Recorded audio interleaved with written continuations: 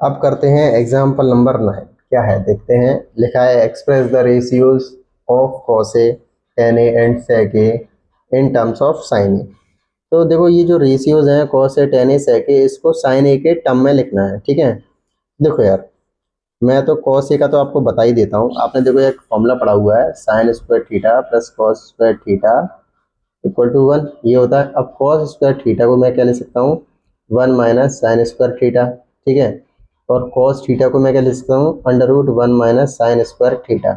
अब यहाँ थीटा की जगह अगर आप ए कर दो, क्या कर दो, ए कर दो, कॉस इक्वल टू क्या हो जाएगा, 1 माइनस साइन स्क्वायर ए। तो आपको पहला तो एक चीज़ समझ में आ गई है कि आप कॉस ए को इन टर्म्स ऑफ साइन ए कैसे लिख सकते हो, 1 माइनस साइन स्क्वायर ए। तो आपका कॉस ए का तो हो ही गया है, सिंपल है। अब आप बताओ टेन ए का फॉर्मूला क्या होता है, sign a upon cos A, है ना। और कॉस ए की वैल्यू तो ये रही अपने पास, तो sine a upon under root 1 minus sine square a. ठीक है, तो ये अपनी किसकी वैल्यू हो गई है, टेन ए का लिख दिया हमने इन टर्म्स ऑफ साइन ए। अब हमें लिखना है सेक ए। सेक ए का फॉर्मूला क्या होता है, 1 अपॉन कॉस ए। और कॉस ए का वैल्यू आपने निकाल दिया है 1 under root 1 minus sine square a. ठीक है, तो ये सेक ए का भी आपने लिख दिया है इन टर्म्स ऑफ साइन ए।